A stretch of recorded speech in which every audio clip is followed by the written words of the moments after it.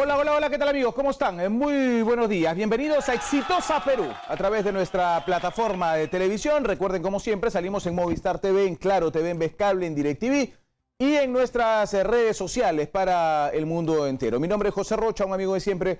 Vamos a estar juntos hasta las 11 de la mañana compartiendo el análisis de lo que en el Perú está pasando. Y sin duda, hasta esta hora, 9 de la mañana con 7 minutos, 9 y 7, la pregunta es la misma que desde anoche, ¿no? Y Edwin Donaire Onsta.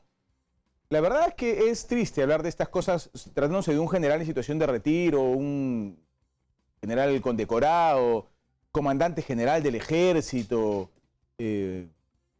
Bueno, en la realidad, un hombre con estrellas en el hombro, con condecoraciones colgando del saco, o sea, congresista de la República, candidato al municipio de Ayacucho que no la chuntó. Pero de verdad que es lamentable hablar de algo así, de un prófugo de la justicia que debería más bien cumplir pues con un tipo de honor y valentía y responder por las cosas que hace, por lo menos, ¿no? El Poder Judicial ya en 2 instancias determinó que el señor sí formaba parte del grupo de oficiales del ejército que robó combustible, nos guste o no nos guste, así es la palabra, robó combustible del ejército peruano. Se apropió de combustible del ejército peruano, ya está. El Poder Judicial así lo ha determinado en primera y segunda instancia. Tiene que cumplir con una pena de 5 años y lo dejaron. Yo voy a decir la palabra correcta, ¿ya? Lo dejaron escapar, hermano. Dejémonos de 5 cosas. Porque si se sabía clarito lo que iba a pasar. O sea, lo de anoche estaba más cantado que el himno nacional, hermano. O sea, no hay vueltas que darle. Lo que iba a suceder anoche estaba recontra cantado. No había forma que el Congreso ayer en el Pleno no decía levantarle la inmunidad de arresto al señor Edwin Donaire. No había forma. Y tal y como lo dijimos, y miren, y por la mañana ayer dijimos, señores, seguramente hay alguien en la casa del señor Donaire. Seguramente hay alguien que conoce el paradero del señor Donaire. Seguramente hay alguien que tiene claro dónde está el señor Donaire, porque seguramente al Congreso no va a ir. Al Congreso no fue. Mandó a su abogado, envió a su abogado. Él no fue. Y cuando la policía dice, uy, ahora sí, hay que detenerlo, ya está la orden. ¿Está el señor Donaire? No. ¿Pero acá no vive? Sí, pues vivía, pero ya no está. Ya no está el señor Donaire acá. Pasen adelante, busquen lo que quieran, no está. ¿Cómo va a estar, pues? O sea, ya tantas personas se nos han escapado que tomar alguna previsión no debe ser cosa del otro mundo. Ahora, el abogado ha dicho que se va a poner a derecho, que va a ir ante las autoridades. Pero esperemos que sea hoy, pues, ¿no? Si no, ¿cuándo? Vamos a seguir hablando de este tema y del prófugo de la justicia y todo esto. ¿No lo desgasta más al señor Donaire eso? Si algo hizo y de algo tiene que pagar, que lo pague, pues, hermano. Ya está. Ya la justicia lo determinó. Me imagino que si en primera instancia tenías dudas, ya en segunda instancia, pues, habrás deshecho esas dudas, ¿no? Dicho sea de paso, hay oficiales del ejército que ya están detenidos por este mismo caso. Estamos en la misma, ¿no? O sea, se nos han escapado un montón. Se escapan aquí, parecen tortugas cojas con reuma, se nos van, hermano. No puede ser que eso siga pasando, de verdad. O sea, qué vergüenza. Es vergonzoso que eso siga pasando. Quien está ya algo mejorcito de salud es el expresidente Pedro Pablo Kuczynski, ¿no?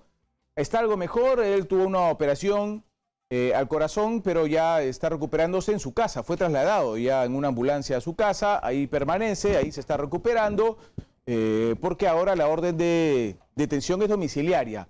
Ya no esos 36 meses de preventiva que iba a tener, sino que es domiciliaria. Así es que frente a eso estaremos al tanto también. Me imagino que habrá alguien en la puerta. Yo no creo que don Pedro Pablo Kuczynski a los 81 años y con un problema del corazón se vaya a fugar, pero ya hay varios, ¿no? Uno ya empieza a dudar, ¿no? Ya de ingenuos no hay que pegar, ¿no? Por favor, no hay que ser, voy a decirlo de bonita manera, ¿ya? Para que no duela, pero no hay que ser candelejón, ¿no? O sea, ya pues, no hay que ser candelejón, porque se nos van a seguir yendo. Y después hablan y reclaman que las preventivas y las preliminares son un abuso, qué desgraciados, abusivos. Y se nos van, todos se nos van. Pero en fin, así está la figura, pues así está en nuestro lindo Perú. Y ya se definió que para el día 9 de este mes la ministra de Educación, Flor Pablo, va a tener que ir al Congreso de la República a responder por el tema de los textos escolares. va a tener que responder por el link, va a tener que responder por algunas cosas que se van filtrando en los textos escolares, se le va a plantear una serie de preguntas sobre este tema y ya se definió el día 9 va a llegar ella al Parlamento para poder responder frente a este tema. En realidad tiene poco tiempo, esta es una interpelación que de no ser bien respondida podría, digamos que es el conducto, si es que lo quiere así el Parlamento y no queda contento, ir hasta el final, ¿no es cierto? La primera parte es una interpelación, pero la segunda parte es pedirle al presidente de la República que le diga chau, y el Congreso así lo determina. Pero tiene tan poco tiempo y la interpelación no necesariamente tiene que terminar en eso. Acuérdense que la ministra tiene poco más de un mes y no fue necesariamente ella quien ordenó la impresión de estos libros. Lo que sí habría que preguntarle es cuándo van a entregar los libros que reemplazan a los que han sido impresos, ¿no? Porque los alumnos se están perjudicando al no tener textos escolares. Son las 9 de la mañana con 11 minutos. Esto y otros temas, por supuesto, vamos a conversar a lo largo de la jornada. Hoy no estamos en el set con Jorge Villacorta. Jorge Villacorta, que ha pasado varias etapas, digamos, ¿no? Ha sido candidato al Congreso, ha sido asesor presidencial con Pedro Pablo Kuczynski.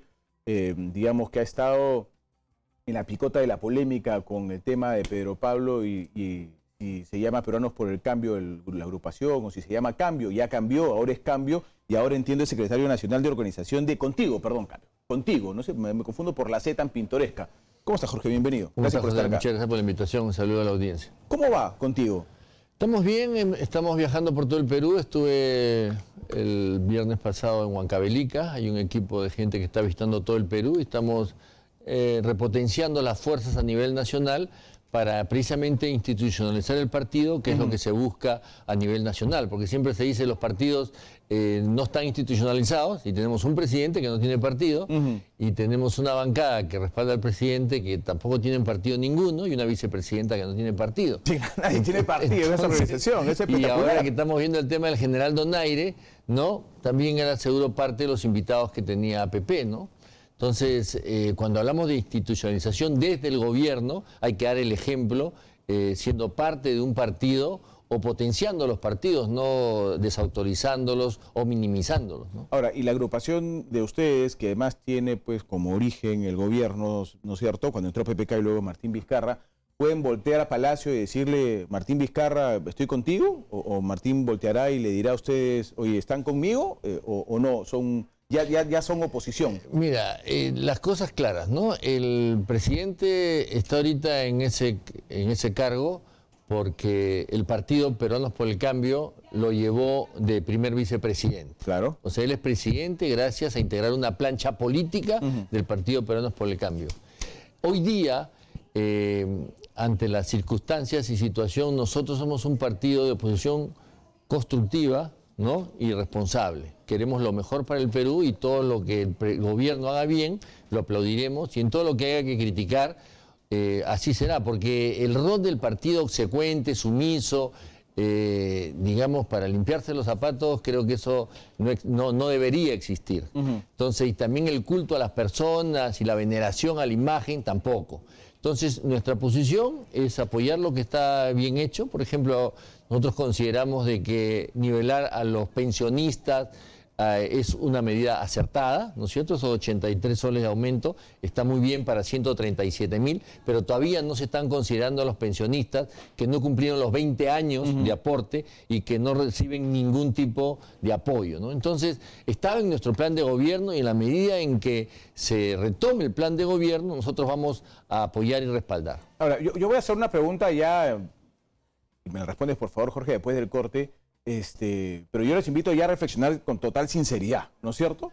Yo acá he sostenido algo permanentemente con respecto, antes de que salga Contigo y que sean Peruanos por el Cambio. Martín Vizcarra nunca tuvo bancada oficialista. O sea, nunca hubo una bancada que respaldase lo que decía Martín Vizcarra o que lleve las propuestas a defenderlas así a capa y espada, como suelen hacer las bancadas del Ejecutivo, ¿no es cierto? Las bancadas oficialistas, o alguien que saliera al frente de la bancada como grupo y como bancada, a pechar a cualquier adversario por defensa de Martín Vizcarra. Yo nunca lo sentí.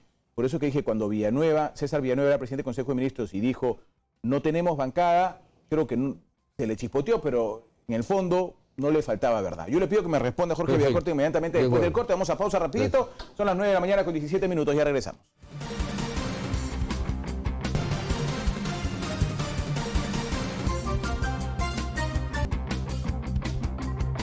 Muy bien, señores, regresamos al programa. Yo le hacía una pregunta a Jorge Villacorta, hoy secretario general de Contigo, y le decía, la verdad es que Martín Vizcarra, presidente de la República, desde que entra en reemplazo de Pedro Pablo Kuczynski, no tuvo un reemplazo de bancada, ¿no? Antes que sean Contigo y todavía eran Peruanos por el Cambio, no hubo una bancada oficialista para Martín Vizcarra. Mira, yo personalmente estuve en Palacio con él a darle el apoyo del partido, el respaldo de la organización política que lo llevó en la plancha y posteriormente a presidente de la República, a darle todo el respaldo. La pregunta está si él quiere y quiso tener el respaldo político de un partido, ¿no? Y aparentemente no. Porque si tú te remontas a diciembre, 15, 18 de diciembre, tú veías a Carlos Bruz, a Mercedes Arauz y a muchos de los congresistas diciendo estamos pensando en retirarnos de la bancada porque no nos reciben hace 2 meses. Me acuerdo de escuchar ahí a Jorge Meléndez que se quejaba que hace 2 meses que no los recibía el presidente. Y ante las declaraciones de que no tengo partido ni bancada, en relación también al referéndum, dijo, hemos ido solos al referéndum, sí, claro, sin respaldo político. Entonces, la pregunta es, no es que si tiene bancada, sino si quiere tener bancada, o si más bien lo que la idea es enfrentarse al Congreso para, digamos, conglomerar apoyo popular y tener mayor respaldo en las encuestas. En realidad, ¿qué se decían en las reuniones? A mí me intriga, porque salían de las reuniones de bancada o los PPK, se decían, bueno, sí, ya hoy se voltea la página, entramos a una nueva etapa, vamos a ir apoyando, no sé cuánto. Al día siguiente, horas después, Juan era totalmente crítico desde el principio, Gilbert, que sabemos de la amistad con Pedro Pablo Kuczynski también, y así iban, ¿no es cierto? Salían las voces, y salían más bien voces críticas, golpeando a los propios ministros de Estado y algunas decisiones presidenciales. O sea, claro, pero ¿qué se discutía en esos acuerdos, en esas reuniones con el presidente? Sea, el respaldo a las propuestas del gobierno, el respaldo al gobierno en sí, pero si no tienes nivel de coordinación, si no hay reuniones, ¿no es cierto? Si no te comunicas y no los llamas a los congresistas, si haces reuniones de bancada y dices, vamos a proponer tal ley, quiero su respaldo, estos son los argumentos, el ministro habla y te da los elementos de juicio, pero lo que decían los congresistas es que más bien las propuestas que lanzaba el Ejecutivo venían con otras bancadas y con otro respaldo. Entonces, eso genera pues un nivel de distanciamiento, de resentimiento y finalmente de ruptura, ¿no? Bueno. Eso me aclara el tema de que en realidad nunca hubo una coordinación directa, más allá de las reuniones que no sirvieron de mucho, entre el presidente y la bancada. O sea, no... Que digamos, yo pienso que hay que remontarnos al recambio, ¿no? Cuando Pedro Pablo renuncia por vacancia, de acuerdo al artículo 177 de la Constitución, te acordarás que todos los voceros de la oposición política, ¿no?, eran de respaldo a Vizcarra. Sí. Decían los de Fuerza Popular, sí, claro, decían, ahora sí va a venir un presidente que tiene experiencia, que tiene capacidad, la misma Keiko Fujimori respaldándolo. No se sabía, después ya se supo que habían tenido reuniones y coordinaciones previas, ¿no? Claro, ustedes no sabían entonces, que él iba a aceptar la presidencia, pero Fuerza Popular ya lo sabía. Sí, nosotros también consideramos que había que cumplir con la Constitución, ¿no? Y si efectivamente se daba una vacancia, sea por incapacidad moral, que es el argumento de la primera vacancia, o la segunda que llegó por renuncia a raíz de los Mamani videos, y ya digamos se veía una situación, pero no sabíamos el nivel de coordinación. Entonces, tal es así que todos los miembros de la bancada no conocían de a dónde venía el respaldo tan fuerte de Fuerza Popular, que si tú te acordarás, se pararon a aplaudir al presidente Vizcarra cuando entró al Congreso, cosa que no hicieron, digamos, con Pedro Pablo Kuczynski, ¿no? Entonces entra con un respaldo y un apoyo total del fujimorismo, ¿no?, que después se va diluyendo y después parece que se corta, ¿no?, hasta el momento en que la líder de Fuerza Popular dice, oigan, yo me he reunido con el presidente, sí, claro, no es verdad que no nos hemos reunido y hemos conversado y hemos pactado. Mentiras, no, ahí se entiende el nivel de respaldo que tenían todos los dirigentes políticos a que asuma, digamos, Vizcarra y cómo lo respaldaban y apoyaban, cosa que no duró mucho tiempo, no sé a qué acuerdos llegaron, pero se habla, digamos, de que sí se barajaban los nombres del gabinete y se consensuaban las cosas. ¿Con Fuerza Popular? Hasta cierto punto, ¿no? ¿Se consensuaban nombres de gabinete con Fuerza Popular? Mira, yo lo que sé, por ejemplo, es de que al Ministerio de Vivienda la propuesta en su momento era Rudecindo Vega y parece que fue vetado, ¿no? en este tipo de reuniones y dijeron no porque no le gustaba, parece, a Fuerza Popular y lo tacharon, ¿no? Esa es una novedad, o sea que el fujimorismo le ayudó a poner ministros al presidente Vizcarra. Pareciera que en una primera instancia así fue, ¿no? Porque yo he conversado con Rudecindo Vega y él me comenta que estaba estaba en el bolo, digamos. Estaba en el bolo y fue digamos... Fue desembarcado choteado, en muchos momentos, ¿no? lo chotearon. Por un tema político, ¿no? Entonces, eso trajo consigo... hasta comentarios abiertos, que acá mismo en tu cabina se escuchaba mucho que decía, digamos, hay que ver si la línea de Martín Vizcarra está, digamos, ya obsecuente con el fujimorismo o no, ¿no?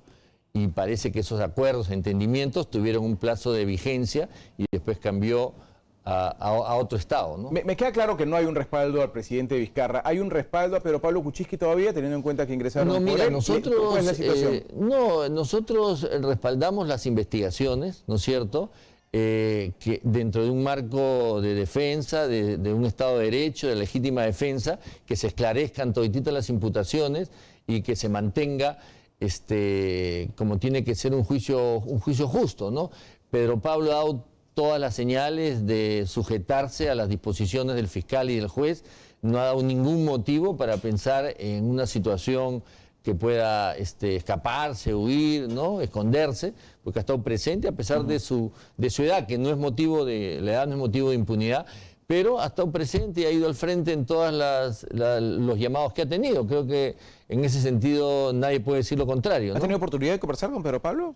Ha ido en representación nuestra Gilbert Violeta, porque acuérdate que estaba en cuidados intensivos y la familia no... Porque ya está en su casa ya, ¿no? Sí, y ahí vamos a ir a visitarlo a su casa, ¿no? Porque precisamente en momentos de abandono y de situaciones difíciles donde debe darse una muestra de lealtad a la persona, ¿no? A la persona. Sin embargo, la persona también es responsable de asumir sus actos. Eso lo tiene clarísimo, ¿no es cierto? Porque... Vamos, yo vengo escuchando ya más de uno el tema de que Pedro Pablo no merece la detención preliminar, o si la merece, la domiciliaria, ¿por qué la merece o no? Vamos, tienen que responder. Y los 81 años no son pretexto para no responder, porque las tensiones presidenciales son muy fuertes también y para eso sí tenía buenos puestos los 81 años, ¿no? Exactamente. Y acuérdate cuando le tocaron el tema de la salud, él decía, yo tengo a mi Martincito y a mi Mechita. Y a mi Mechita, ahí está su Martincito. Sí. Acuérdate que fue Pedro Pablo el que propone el decreto legislativo, si mal no recuerdo, el 1037, para duplicar, digamos, la prisión preventiva de 18 a 36 meses, y se aprueba con la firma de la ministra y del Premier, y se aprueba. Nosotros no creemos que hay que eliminar la prisión preventiva. Creemos que, conforme dice el Defensor del Pueblo, la Fiscalía, el Poder Judicial, ¿no es cierto?, hay que revisarla y ver en qué situaciones, ¿no? Porque hay situaciones unas distintas de otras, no solamente en el tema de corrupción y de política, sino también en el tema de feminicidios, en el tema de crimen organizado, ¿no?, en el tema de organizaciones delictivas muy peligrosas, donde también están metiendo ahorita los partidos políticos, ¿no? Sí, como organizaciones criminales. Claro. Son conscientes en Contigo porque, a ver, si lo que buscamos, mucha gente dice que se cierre el Congreso, ya no sirve. Yo siempre les pregunto, ok, perfecto, todos estamos con el hígado reventado y queremos que este Congreso se termine porque resultó ser una desgracia. Yo siempre le pregunto a la gente, perfecto, ¿por quién va a votar usted para el próximo Parlamento? ¿Quién cree que va a salir? ¿De dónde creen que van a salir? ¿Qué organizaciones creen que les van a soltar los candidatos? Los mismos. Si mañana son las elecciones y vota, van a ser los mismos.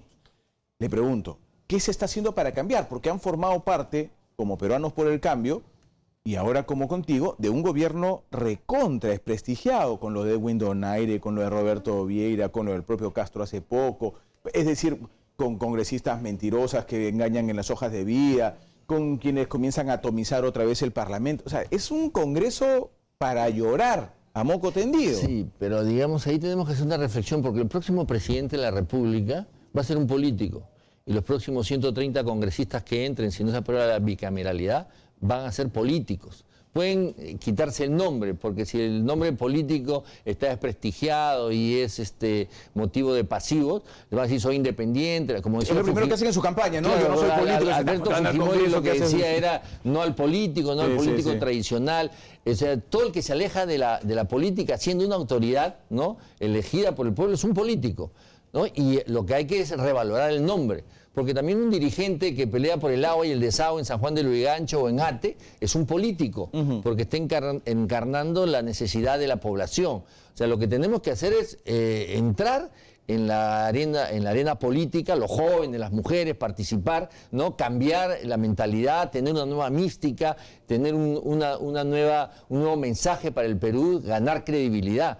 Pero, por otro lado, el equilibrio de poderes es fundamental, porque si tenemos un ejecutivo todopoderoso, ¿no?, destruyendo permanentemente al legislativo, ¿no?, y después te lanzas sobre el poder judicial y también lo golpeas, ¿no? Porque, digamos, si tú tienes elecciones como la que Martín Vizcarra, regresando en la asunción de Bolsonaro para respaldar a dos fiscales, ¿no es cierto?, que en ese momento tienen un prestigio y tienen una aceptación muy bien, pero si es para chotear a fiscales que no te caen bien, porque es muy lindo investigar las otras administraciones. Todos los presidentes que están ahorita huidos o digamos encarcelados o con proceso judicial, si tú miras sus discursos, oyes sus discursos, a la anterior administración sí hay que ser transparentes, hay que luchar contra la corrupción, pero la mía no. Entonces vamos a ver cuando se investigue la administración de estos 5 años qué nivel, digamos, de corrupción existe. Porque ahorita estamos mucho en el debate político, la reforma política, ¿Crees que hay un nivel amplio de corrupción en esta gestión? Yo creo que, digamos... ¿Hay demostración de eso? Bueno, has tenido alcaldes que han denunciado que han habido actos de cobrar porcentajes por cada obra que te dan en los ministerios y en el Ministerio de Economía. El Club de la Construcción. ¿No? Y tienes el Club de la Construcción, que ha ganado obras en el Ministerio de Transportes, ¿no es cierto?, en este gobierno, sí, ¿no? Y bajo la administración de Martín Vizcarra como ministro. Por si acaso, no paran, siguen ganando. Varias de esas empresas siguen con el Estado. Claro, entonces hay que, yo diría siempre hacer la fiscalización en el momento, que sea participativa, concurrente al evento. Porque después simplemente vamos a meter preso a alguien, pero el 10% que se pierde en la corrupción del presupuesto nacional se perdió, nunca regresa. Entonces lo que hay es que evitar, digamos, que el dinero se vaya a las manos de la corrupción en el momento en que se está haciendo la licitación, o se están haciendo los procesos, o se están haciendo los pagos. Se supone que esa era chamba de Contraloría, ¿no? Se le implementó presupuestos, se dijo la investigación previa, concurrente, posterior, pero...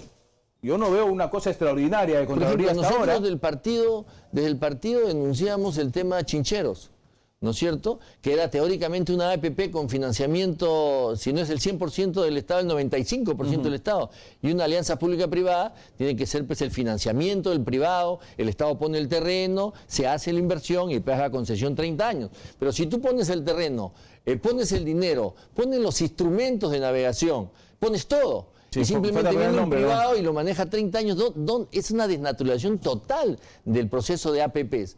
Nosotros lo denunciamos. Bueno, pero cuando lo explicó PPK... sí, ahí a ustedes les pareció bien también, ¿ah?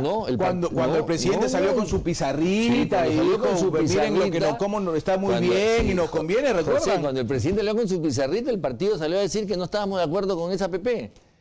Y acuérdate que hubo un nivel... Voy a refrescar mi memoria. Sí, y te hablo en primera persona, porque fui yo la persona que indicó que ese contrato no debía suscribirse, ¿no es cierto? Y fue un motivo de hasta ayudarlo a Vizcarra, que ya lo querían vacar también, no solamente bajar como ministro, sino obligarlo a su renuncia de primer vicepresidente por el tema Chinchero. Y él se vio obligado a renunciar. Sí, era ministro en ese momento. El partido dijo que esa APP era la desnaturalización de la alianza público-privada porque no había aportes económicos a esa inversión. Tal es así de que fue el gobierno que compra el terreno, fue el gobierno quien paga los 7 millones de dólares para los instrumentos de navegación. Sí, claro. Era el gobierno quien iba a poner el movimiento de tierra, 150 millones de dólares. Y ya estaba empezando. Y era el gobierno en que iba a gastar la edificación con 275 millones de dólares teóricamente a un inversionista privado que ni era especialista en construcción civil ni tenía maquinaria de movimiento de tierra, ¿no? Entonces, lo que era un operador aeroportuario, que eso después se podría haber licitado.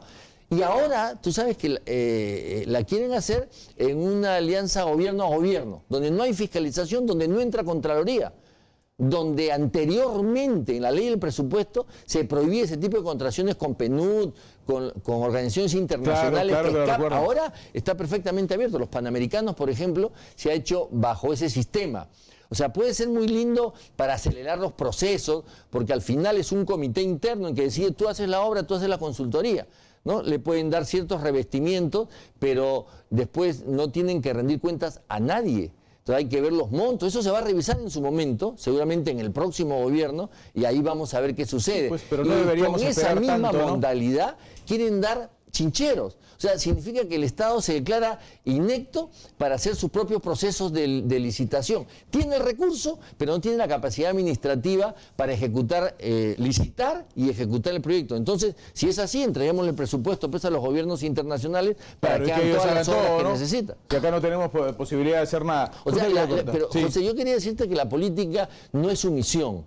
La política no es ser lacayo. Uno puede ser político, es leal en la política, apoya al gobierno, pero no necesita que seas el felpudo del gobierno para precisamente realizar tu labor pero política. con algunos comentarios me queda claro que no van a ser ni felpudo, ni buena onda, ni apoyo al gobierno. A la escucho algunos comentarios José, bastante críticos a las decisiones de del verdad, a la gobernabilidad sí, a las cosas bien hechas sí, pero digamos, el culto a la personalidad, veneración a la imagen, eso ni en la Biblia. Bueno, no hay santos, pues en el gobierno tampoco, ¿no? Además, Martincito era un decir, no se crean que era San Martincito. Si tú lees la Biblia en sí, es que no se deberían adorar imagen. Sí, claro, claro, por es supuesto. la única imagen de Dios y de Jesús. Muy bien. Jorge Villacorta, muchas gracias. Gracias. Muy amable, gracias por estar con nosotros en el programa. Nos vamos a un corte, señores, 9:35. Regresamos con más.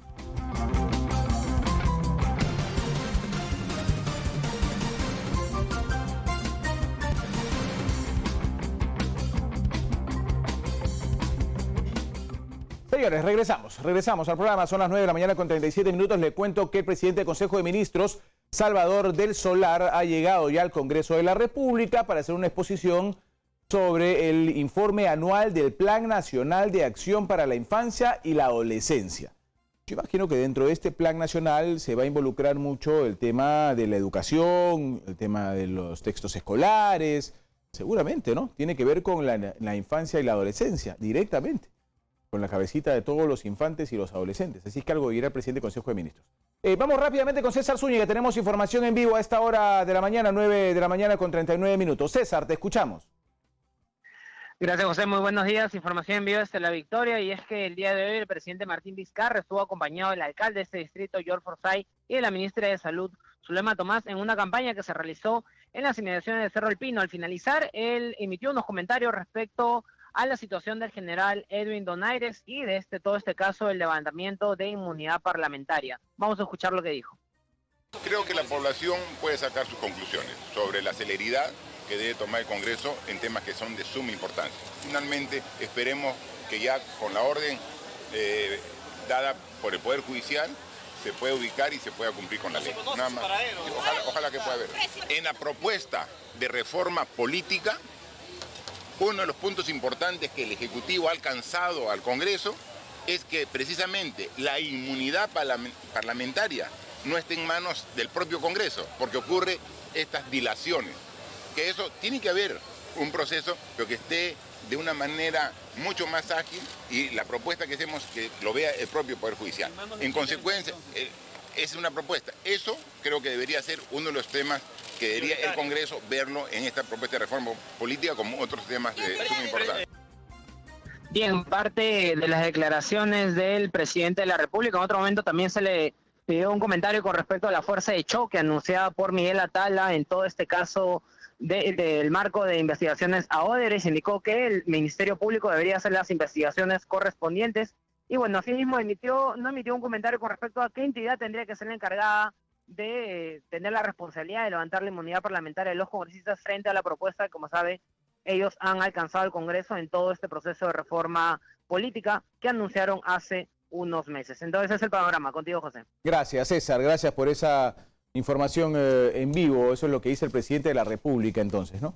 Bueno, hoy se va a reanudar y sabremos además la decisión de la justicia sobre Enrique Cornejo Chávez, exministro de Transportes y Comunicaciones del segundo gobierno aprista, si es que tiene o no 36 meses de prisión preventiva. La audiencia se retoma hoy. Ya está también, entiendo, tras las rejas el señor Luis Nava en el penal Miguel Castro Castro.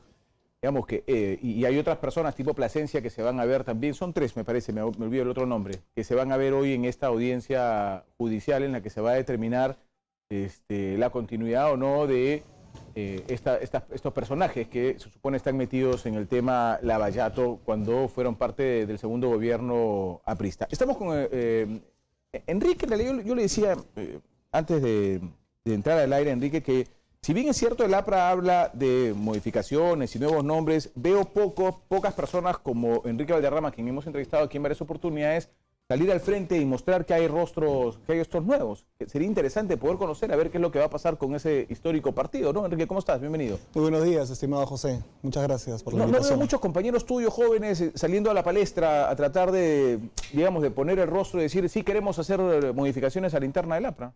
Bueno, yo creo que en diferentes espacios periodísticos, televisivos, de prensa escrita, ha habido bastantes expresiones, ¿no? Creo, por ejemplo, me parece que está Evelyn Orcón, que ha sido regidora incluso, Renzo Ibáñez, Alex Torres, Alexis Meléndez, Alan Salinas, una serie de nombres que me parece que están apareciendo, y no solamente en el orden de las declaraciones o de la prensa pues escrita, ¿no? Sino también construyendo y organizando, creo, una corriente o varias corrientes en todo caso, que puedan afirmar la renovación del partido en el Congreso de octubre, ¿no? Creo que lo más importante en este momento para el partido es apuntalar el concepto de la unidad intergeneracional para poder salir de este momento que sin duda es un momento difícil. ¿Crisis? Bueno, crisis hace un tiempo ya. Sí, ¿no? No estamos hablando de una crisis que se ha producido recién ahora. Hay crisis en diferentes dimensiones. La primera es la conceptual. Hemos dejado que algunos sentidos comunes que se impongan en la academia, en las universidades, donde el APRA hace algunas décadas era históricamente fuerte, tenía un predicamento académico importante, creo que hay que recuperarlo. Hay gente, como te mencioné antes del inicio del programa, que se está dedicando al tema, por ejemplo, académico, pero también el tema programático. Creo que urge y es importante presentarle al país 10 puntos de lucha del partido para los próximos 25 años. Creo que eso es fundamental, un programa de cambio y transformación social. Y naturalmente una nueva organización, ¿no? Creo que este modelo organizacional pues lo tenemos ya desde los 30. Entonces creo que es necesario por una sociedad que ha cambiado, naturalmente cambiarlo. Y finalmente nuevos voceros. Y acá quiero insistir que para algunos, entre los cuales digamos me apunto, la renovación no es un tema necesariamente de edad, es un tema intergeneracional, descentralizado, con autonomía y con propuesta. Rostros nuevos no quiere decir necesariamente gente pues que tenga 20, 22 años. No, de ninguna manera.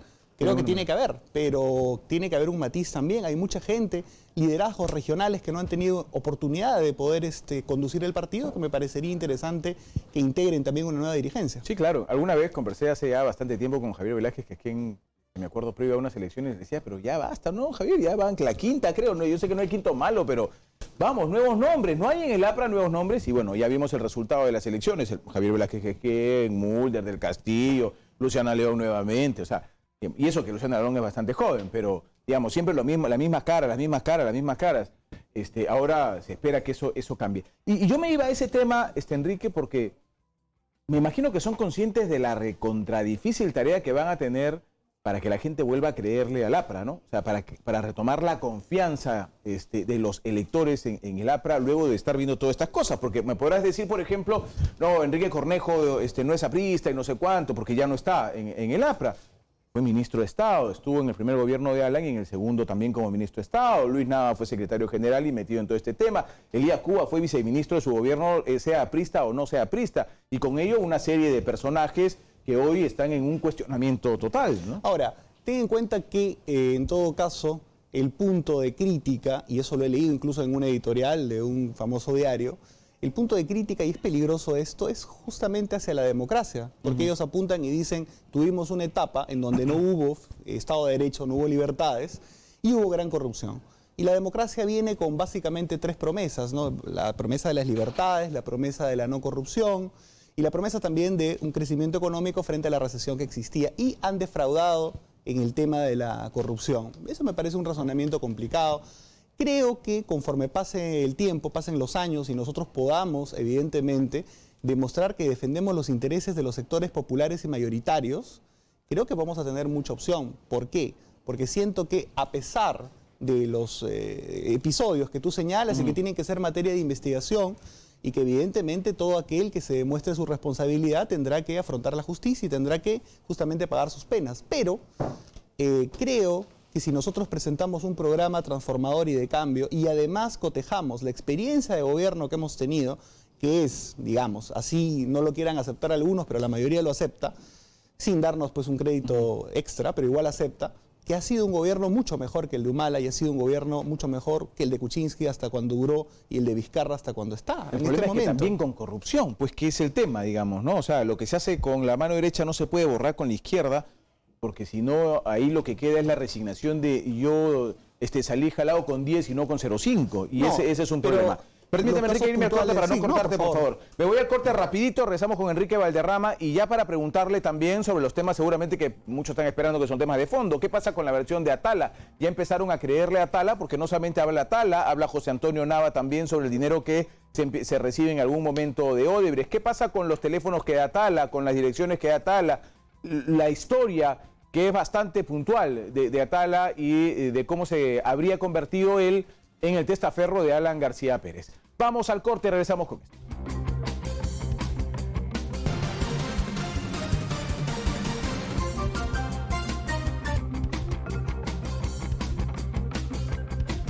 Muy bien, señores, regresamos al programa. Estamos con Enrique Valderrama, un joven dirigente del Partido Aprista Peruano, y teníamos algunas respuestas pendientes, Enrique. Luego voy a entrar al tema de la fuerza de choque, pero estábamos... Que es una patraña. Bueno, no sé, pues ya tú la defenderás. Yo voy a hacer las preguntas y tú las respondes. Pero que tú no defiendas el concepto. Tú las respondes. Yo no puedo defenderlas o no, porque en realidad yo no tengo las pruebas, se supone las tiene Atala. Y el fiscal tampoco las tiene. Pero se supone las tiene Atala, ¿no? Para que suelte una frase de esa naturaleza. Y justamente entraba a ver ese tema también, ¿no? ¿Qué pasa con las versiones de Atala? Ya se dieron cuenta que no solamente Atala, sino que también habla José Antonio Nava. Hay toda una historia de Atala. Y cuando digo historia no quiero decir que sea una novela, sino que quiero decir que es una historia que se va enlazando, ¿no es cierto? En tal año lo conocí, en tal año hablé con Luis Nava, secretario general, en tal año hablé con el mismo García, me tomé un café en Palacio en tal fecha, en tal fecha me depositaron, en tal fecha García me dijo dame tanto. O sea, ¿eso todavía ustedes no lo cuajan como una posibilidad? No. Yo considero, naturalmente, hay algunos que prefieren ser más cautos, pero yo estoy convencido de que Atala miente. Estoy convencido de que lo que tú llamas historia es en realidad una fábula. Es una fábula fiscal, básicamente. O sea, ni siquiera es de Atala. Que creo que ha sido suscrita. No, es como cuando tú firmas pues esos pactos que salen a veces en las películas, ¿no? Así, mucho de CSI ha visto, creo. Canjeas tu... No, más películas policial norteamericana. No, más bien esotéricas, ¿no? Canjeas tu alma a cambio de... Ya, entonces yo creo que él ha suscrito una tesis en la cual está desesperado, pues, Domingo Pérez de probar, ¿no? Incluso te cuento que yo creo que esta cuestión de la fuerza de choque forma parte también de esa fábula para poder hacer algo básico que es intervenir, digamos, en el partido aprista. Mañana va a salir seguramente el señor, esperemos que no, con un organigrama de 50 personas, con fotos diciendo que acá hay una organización criminal dedicada a la agresión sistemática de las personas, un absurdo completo, total. Y yo creo que esa es la puerta y hago un llamado a los demócratas en el país, a los que creen en las libertades. Eso es el umbral ya de la persecución política. Hoy día le tocará a la APRA y dirán, bueno, pues no nos cae muy bien el APRA, pero mañana podrán estar en cualquier lugar. Y creo que eso es una fábula. Es una fábula, ya que te entras tú al tema de la fuerza de choque, que veo te interesa hablar de ese tema. ¿Es una fábula como la que ustedes dirían, y dijo Mulder, como el mito o la fábula de los búfalos? Claro. Tú eras joven, evidentemente, y yo también, pero en los 60, 70 se hablaba de los búfalos apristas. Justo hoy recibí una llamada de una señora que nos llamaba de Suiza, creo. No, de Italia. Nos llamaba al programa de la mañana y nos decía, oigan, por favor, ¿cómo me van a decir? Yo tengo mis años, ¿cómo decir que los búfalos era un cuento? Nosotros hemos vivido la época de los búfalos apristas. Yo tenía un vecino que era aprista en Trujillo, que formaba parte del grupo de los búfalos apristas. ¿Cómo nos van a decir que es un mito? Lo que pasa es que es una descontextualización. Había alrededor de Haya de la Torre, había un grupo de compañeros que le brindaban cierto resguardo o cierta seguridad, porque vivíamos un contexto de dictadura, porque no habían derechos fundamentales, porque no había Estado de Derecho, y en cualquier momento se temía que la vida de Haya de la Torre fuera pues a ser objeto de algún atentado. Y me parece que es absolutamente válido en cualquier organización tratar de evitar que ultimen a su líder. A mí me parece absolutamente lógico, Vale, sí, en el marco de una dictadura donde no hay finalmente Estado de Derecho. Vivimos en democracia hace ya algunos años y esperemos que continuemos así, porque con lo que está haciendo el sistema de justicia, pareciera que nos quieren llevar hacia el contexto del gobierno, de los jueces y los fiscales, ¿no? Y creo que eso es algo peligroso. Yo creo que no hay que criminalizar la política y en ese esfuerzo creo hay que hacer un llamado a todos los demócratas para poder defendernos, creo, de esto que es un asedio desde la Fiscalía. Pero no se criminaliza la política, Enrique, se criminaliza a los Pero criminales, hermano. si tú estás, ¿a quién le han abierto investigación? Ahora último, ¿ese fiscal no le ha abierto la investigación al APRA?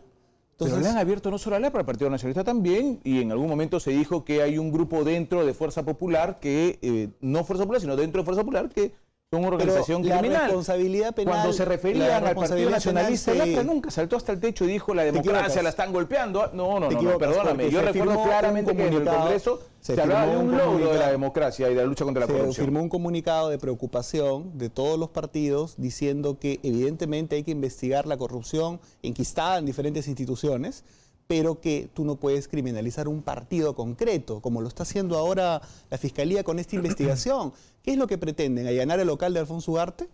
O sea, yo estoy bastante preocupado porque ahora, como te digo, le toca al APRA, luego puede ser cualquiera. El señor está absolutamente fuera de todo control. Cuando lo hicieron con Perú Posible tampoco saltaron hasta el techo, que yo me acuerdo. Bueno, seguramente ha habido alguna expresión de preocupación. En aquel momento no recuerdo yo haber Fue la primera organización sido... a la que intentaron, a la que dijeron que formaba parte de una organización criminal. Asumiendo incluso que hubo una respuesta tardía, no quiere decir que el argumento no sea válido. Creo que eso son cosas diferentes. En todo caso, aquellos lo que pasa es que lo que se siente es que cuando me toca salir sí salto y a mi adversario político no salto, ¿no? Bueno, pero ahora creo que es un tema que nos corresponde igual a todos, ¿no? Más allá si hemos tenido una respuesta o no tardía, a los que estuvieron en primera línea les tocará decir por qué no respondieron rápidamente, pero yo creo que sea el APRA o sea cualquier partido, no se puede criminalizar una organización política. Los partidos son la base de la vida democrática y creo que aquí estamos caminando por ese sendero. ¿Qué pasa cuando descubres que hay organizaciones que se comportan como organizaciones criminales y que se llaman partidos políticos? La responsabilidad penal es individual, tienen que individualizar quiénes son. Tú no puedes decir, vamos a investigar al APRA, vamos a escudriñar a ver qué cosa encontramos, ¿no? Es decir, bueno, mañana le pueden abrir un proceso por absolutamente cualquier cosa, cualquier organización, asociación, a cualquier grupo de prensa, por ejemplo, y pueden decir, tenemos la sospecha, porque alguien nos ha dicho, que alguien que además ha cambiado su versión 3 veces, que dentro hay una organización o que es una organización que se dedica al narcotráfico, por ejemplo. Vamos a investigar, pero se investiga puntualmente a las personas. ¿Qué nombres concretos? Por eso te preguntaba yo, ¿qué pasa cuando las organizaciones son utilizadas para beneficiar a esas personas? Pero la investigación hubiera tenido que ser abierta hacia nombres concretos. El señor A, B, C, D, E, que son militantes del partido X, por ejemplo, se sospecha que forman parte de una organización criminal dedicada a tal cosa por los siguientes elementos o indicios. Claro, pero lo que se sospecha es que utilizaron la organización para llenarse de plata. Pero lo que estamos hablando acá es del fiscal abriendo una investigación al APRA para investigar el tema de la fuerza de choque. ¿Qué tiene que ver eso? Es absurdo. Hubieran individualizado. Hay elementos para pensar que ABCD y nosotros nos hubiéramos defendido. Ahora, y hubiéramos defendido a los militantes que estoy seguro que pueden ser injustamente objeto de este tipo de acoso fiscal.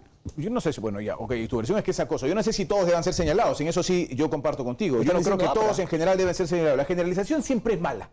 El decir todos son así, eso es negativo. ¿Sabes por qué dicen todos? Porque no tienen nombres individuales, pero en medio de una investigación, no tienen nada. Enrique, en medio de una investigación como la que hay, yo siempre les pido a todo el que opina, yo con todo respeto acepto las opiniones, yo les pido, no se pongan en un plan de como si el Perú fuese pues un lugar tranquilo, un país escandinavo, o no estuviésemos pasando por una situación de crisis extrema en cuanto a la corrupción. Estábamos, hermano, o sea... Pero nadie lo niega. Frente a situaciones extremas, ¿cómo actúas? ¿Con benevolencia? ¿Cómo actúas? De acuerdo a la ley. ¿Con fragilidad? actúa siendo una justicia boba, una democracia boba. Así tenemos que actuar en una circunstancia como la nuestra. Esos son los argumentos de aquellos que, utilizando la justicia, utilizando el argumento de la lucha contra la corrupción, finalmente terminaron en procesos autoritarios o de dictadura. Naturalmente hay que combatir la corrupción, naturalmente hay que combatir los problemas del país, pero se tiene que hacer de acuerdo a ley, de acuerdo a la Constitución.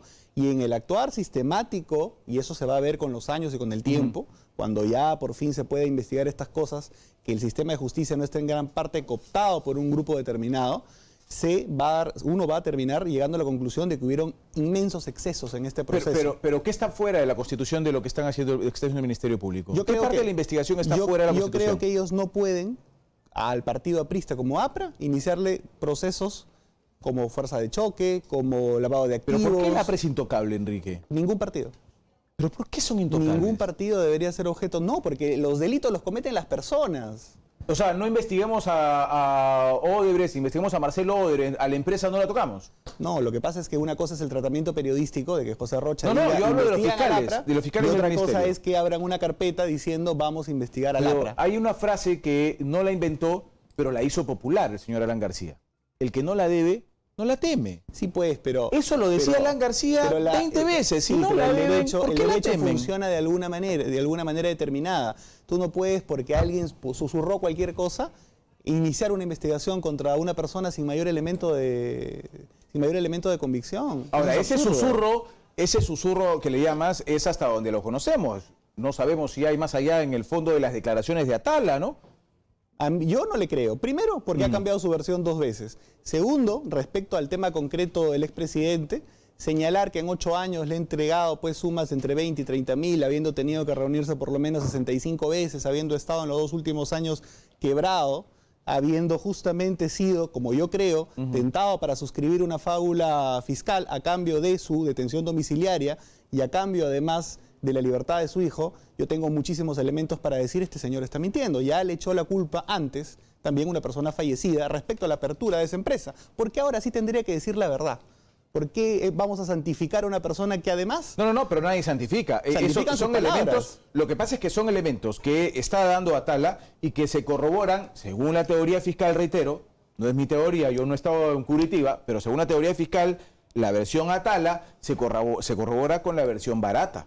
Y va a tener que corroborarse con la documentación de los más de 4.000 folios que vayan a entregar del Malhuidén. Si la versión de Barata es justamente que él no trató nada ilícito con Alan García. Pero es que no lo trataban con Alan, Enrique, no nos crean tan ingenuos, no lo trató con ninguno, excepto Humala, que tiene, perdóname el lenguaje, pero así lo decimos en la esquina, tiene carejede, ¿no es cierto? Y decía que reclamaba hasta con grosería su plata. A nadie le entregó en la mano. A Susana Villarán no llamó para pedir. Pero no le entregó en la mano, le entregó con Castro también. Ella llamó. Porque Susana Villarán también va a poder decirlo. Mira lo que está diciendo el abogado de Susana Villarán.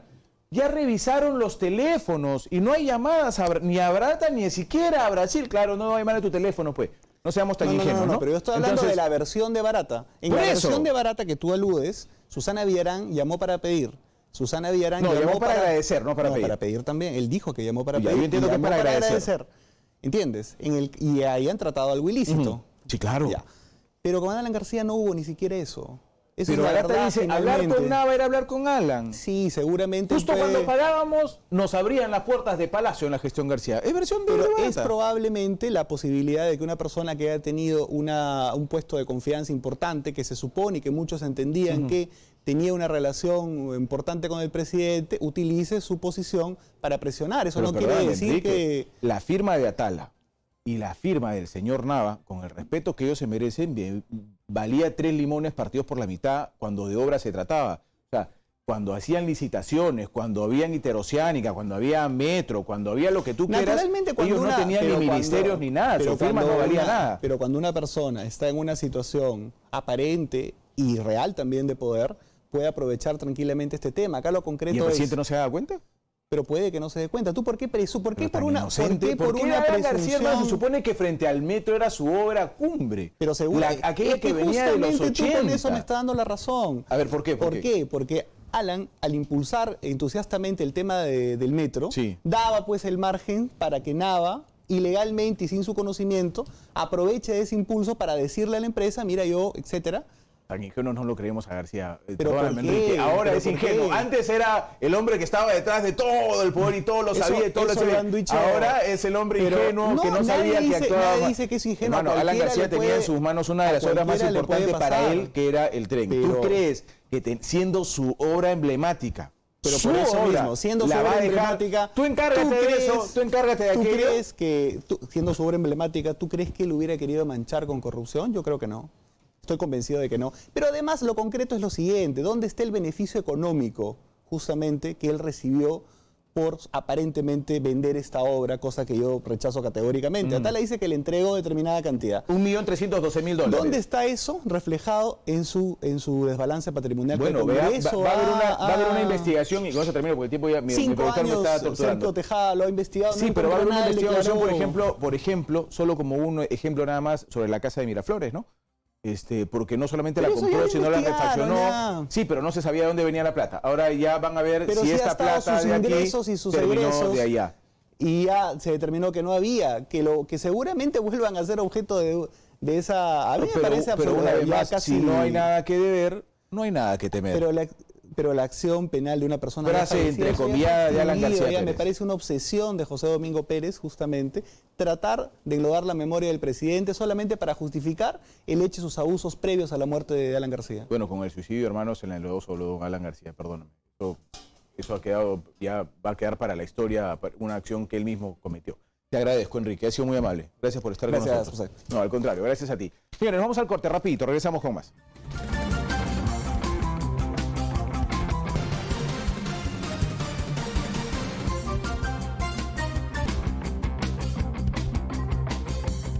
Muy bien, señores, regresamos al programa. He recibido una información que tiene que ver nada más y nada menos que con Chiquito Flores. ¿Ah? Este arquero, miren ustedes qué vergüenza, arquero de la selección, arquero de la U también en su momento, arquero de Boys, no sé por cuántos clubes ha pasado Chiquito Flores, miren qué horrible esa fotografía.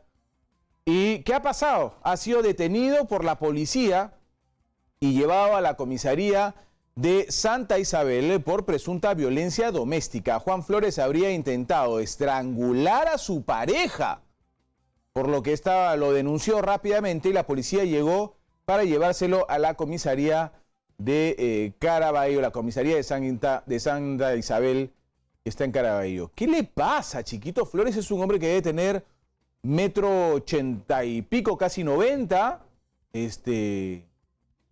medio corpulento, ahora lo veo tela, ¿no? Está flaco. Pero era un hombre corpulento, hermano. Con la fuerza que él tiene, a una mujer la puede asesinar. ¿Qué le pasa? Ha intentado estrangular a su pareja. Miren ustedes la fotografía en la que termina un jugador de fútbol. Un jugador que fue profesional en el fútbol, participó del fútbol profesional. Llegó, y mal no me acuerdo, a la selección, ¿ah? Qué vergonzoso, miren ustedes, ahí Chiquito Flores, ¿qué le pasó? ¿Qué le pasó? Mucho show, pues, ¿no? Mucho show. ¿Ah? Miren en lo que acaba, miren todo esto, mal vestido, en una comisaría, con manos atrás, con la fotografía como un delincuente acusado de haber intentado estrangular a su pareja. Qué vergüenza, la verdad. Esto es un caso... Supongo que los futbolistas tienen que ser parte del ejemplo de los niños. Los niños quieren llegar a ser como estos futbolistas, ¿no? Los niños que les gusta el fútbol quieren llegar a ser. Los arqueros deberían decir, yo quiero tapar como Chiquito Flores, no decir, quiero irme a la comisaría a estrangular por estrangular a su pareja. ¿Qué es esto, santo Dios? Por favor, ¿de qué estamos hablando? 10 de la mañana con 8 minutos, señores. Quítenme esa fotografía, muchas gracias. Qué bárbaro, Chiquito Flores. ¿Ah? Gracias por esa información. A ver, estamos en enlace con el señor Edson Espinosa, que es dirigente minero. Están realizando una protesta por mejoras de sus derechos laborales. El señor Espinosa es dirigente minero de ¿qué mina? A ver, señor Edson Espinosa, bienvenido al programa. Gracias por atendernos. Sí, buenos días. Buenos días. Agradecemos la atención de su radio escucha y saludamos el interés de poder escucharnos, ya que... ¿Qué ha pasado, señor Espinosa? Cuéntenos un poco sobre qué es el reclamo, qué medidas se están adoptando. Veo que están con el traje de mineros un poco marchando en las calles. A ver, cuéntenos, por favor. Sí, nosotros venimos de dos unidades mineras, de la unidad minera de Obligacu, de la localidad de Casapalca, y de la unidad de Contonga, de la unidad de Guari Ancash. Ya. Venimos en defensa de nuestros derechos, señora Escucha. Hemos iniciado una huelga general indefinida el día de ayer, a las 00 horas, porque queremos que la empresa atienda las necesidades de los trabajadores. Dentro de nuestra plataforma de lucha, estamos pidiendo el cambio de un concesionario denominado Neores, debido a que nos brinda un deficiente servicio de alimentación que viene haciendo daño a la salud de los trabajadores. Hemos tenido ya trabajadores que han tenido afecciones gastrointestinales, hemos agotado todos los medios administrativos, sin embargo, pues la empresa hasta el momento no ha dado señales de querer cumplir con lo establecido por las normas. ¿Qué es lo que les dicen, señor Espinosa? ¿Cuál es la respuesta? ¿Ustedes reclaman, piden y qué les dicen? Bien.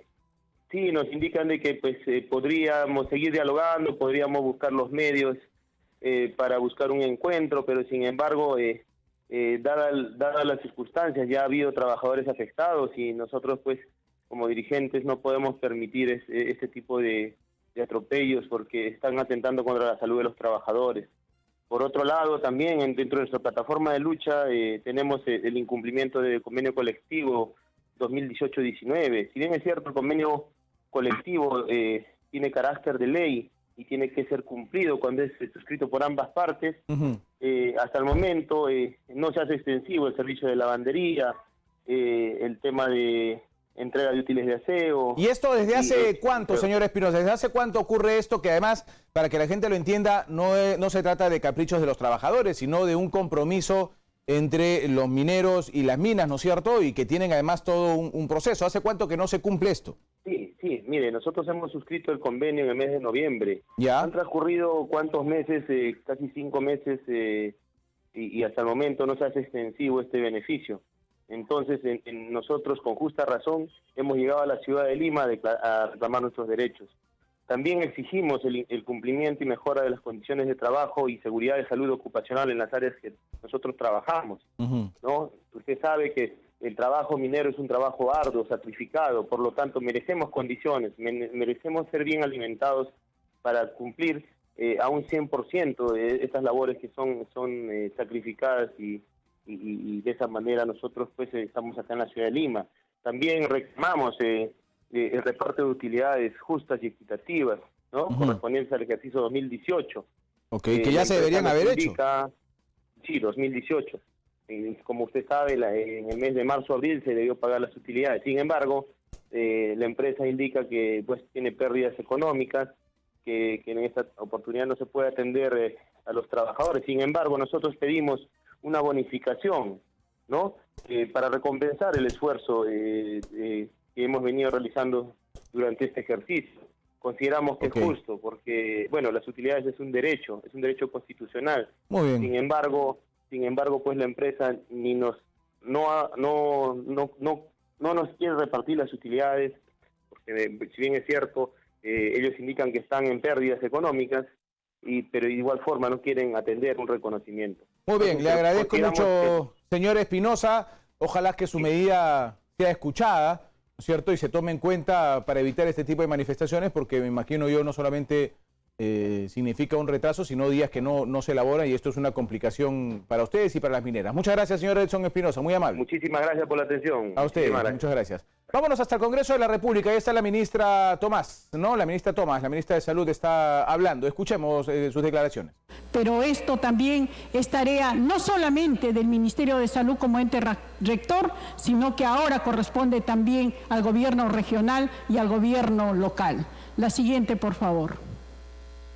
Cuando hablamos de parto institucional, también estamos hablando de un niño neonato controlado por un médico general, por un pediatra, y por ende hemos incrementado en estos 2 últimos años la programación, la planificación y la ejecución de guías de patologías neonatales como son la atención de distrés respiratorio, la atención de membrana hialina, la atención de pacientes que nacen post-asfixia. Con todo este protocolo hemos también mejorado la calidad de atención para el recién nacido. Y cuando hablamos de niñas y niños menores de 36 meses que tienen controles de crecimiento y desarrollo completos para su edad, hemos incrementado desde 2011 a la fecha 2018 de 47.3 a 61%. Y cuando hablamos que este incremento de crecimiento y desarrollo, nos estamos refiriendo a un incremento de 13.7. ¿Qué es crecimiento y desarrollo? ¿Qué es la evaluación? Es que estos niños menores de 3 años estamos midiendo sus percentiles de nutrición, crecimiento, peso, vacunas.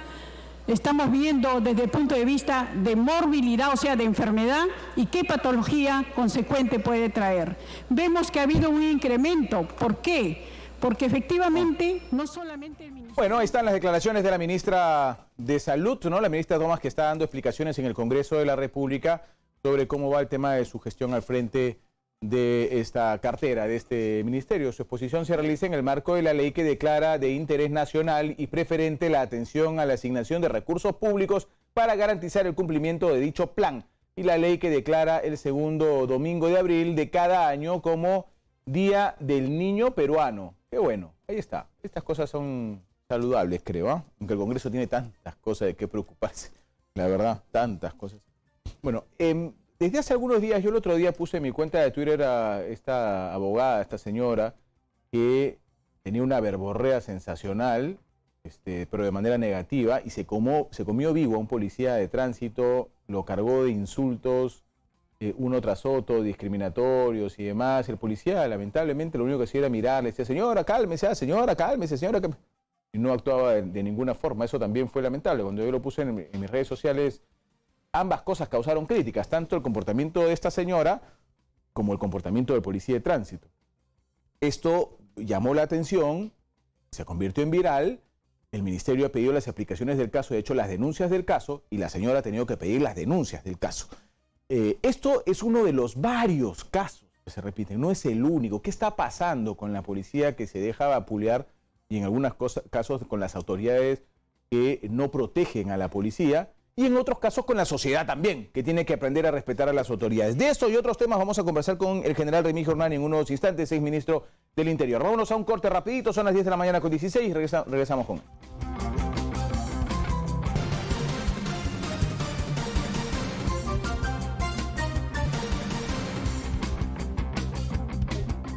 Muy bien, señores, regresamos al programa. Estamos con el general en situación de retiro, Remigio Hernani, quien además ha sido ministro del Interior. Yo lo primero que quiero preguntarle sobre este tema, ¿no? Podemos poner de repente en imágenes a esta señora, es el último caso que yo conozco, pero ahí está, es el que puse en las redes.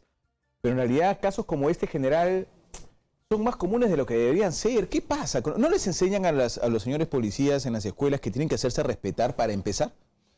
Están ante una dama, entre comillas, si se le puede decir dama a esta persona que ha hablado tan mal y se ha comportado como una persona ignorante y dice que ella es abogada. Si es abogado, al menos debe saber comportarse, debe tener cortesía y respeto por la autoridad, porque ella ha ocasionado un choque, hay un incidente y el policía tiene todo el derecho de pedir los documentos. Y si ella se ve agredida de alguna forma, pues que denuncie. Exacto. Pero no puede, bajo ningún punto de vista, faltar el respeto a la autoridad, menos si ella dice que es abogada, ¿no? Sí, yo entiendo que está un policía frente a una mujer y hoy en día, y siempre la mujer ni con el pétalo de una rosa, pero hoy en día con mayor razón, ahora hasta levantar la voz a una mujer puede ser un riesgo, y eso está clarísimo, pero, digamos, haz respetar tu uniforme, por lo menos, haz respetar el escudo de la Policía Nacional. Una mujer policía ahí. Si hubiera habido una mujer policía, la hubieran reducido como lo hizo la otra policía en una anterior oportunidad. Sí, claro, una intervención en la que le metieron un cachetado a una policía y la cuadró en una. En cualquier país del mundo se respeta a la policía. El hecho de que la policía puede ser abusiva, ese es otro asunto. Uno tiene que respetar de por sí el uniforme, porque si no estamos en la ley de la selva. Si el policía se comportó mal, hay que denunciarlo, y con toda seguridad que el comando de la policía lo va a destituir y va a tomar las acciones que correspondan. Pero no se puede dar ejemplo tan negativo como esta señora, que se ha permitido insultar y humillar a un policía públicamente. Eso deben los jueces, los fiscales deben tomar nota y debe ser sancionada con todo el rigor de la ley. Sí, claro. Y sobre todo porque hay una medida en el tema de la flagrancia, es que acá en el Perú estamos acostumbrados a los extremos, pues, ¿no? Cuando hay un tema de flagrancia y tiene que haber sanción, ¡plum!, de arranque, te mandas a 8 años y después un presidente termina utilizando su poder y liberando a la señora esta del aeropuerto. Así ¿No es como cierto? el señor Humala. El señor Humala odiaba a la policía, pues. Eso parece que eso quedó claro, ¿no? Ese sujeto que llegó a ser presidente, ¿no? Bueno. Qué lástima. Y por el otro caso, por el otro lado, algunos jueces que desde la cúpula más elevada del Poder Judicial dicen, no, hermano, déjalo nomás, eso es falta, no pasa nada, que se vayan a su casa. Pero si eso lo demostró clarísimamente este señor Jauregui. Sí, claro, que quiso de Jauregui, de la OMA. De la OMA, este señor se puso atrevido porque era vocal. ¿Qué autoridad tendrá ese señor, no? Sí. En fin. Es increíble que estas cosas continúen ocurriendo. General, esto es parte de... ¿Qué está pasando con nuestra Policía Nacional? Todavía hay mucha gente... Ayer también vi unas imágenes que están en las redes que agarraron a un delincuente empalado, en la segunda empalado, la población desesperada porque siente todavía la inacción que muchos esperamos no iba a ocurrir. Agarraron al choro, lo desnudaron, lo golpearon. La justicia en tus manos. Es lamentable, pero está sucediendo esto porque la vorágine, la espiral de violencia que vive el país es enorme. Y qué decepción del general Morán. El general Morán, supuestamente, miembro del grupo G9, sabía lo que nosotros pensamos en bien del país. Este grupo piensa que debe haber dos clases de policía, una dedicada a la investigación criminal y otra dedicada a la prevención. Lo hemos discutido. Dentro del ministerio mismo y sin que haya gasto adicional. O sea, no va a costar. Pero este señor, que actualmente está de ministro, el general Morán,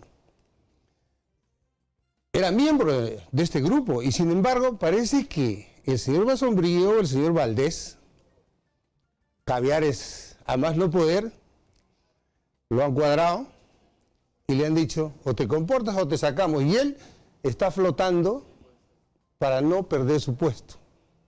Porque, a ver, es una decepción la actuación del señor Morán. No es que yo estaba convencido que iba a ser un buen ministro, pero lamentablemente cada día está peor la policía. Pero hay algo que no se le puede quitar al ministro Morán, ni es el conocimiento. O sea, no solamente ha vestido el uniforme, conoce inteligencia, ha participado de políticas de seguridad en el grupo G9 con ustedes, miembro del GIN, sabe por lo que está pasando la Policía Nacional. Claro que conoce ampliamente, hasta nuestro grupo ya ha sido aceptado.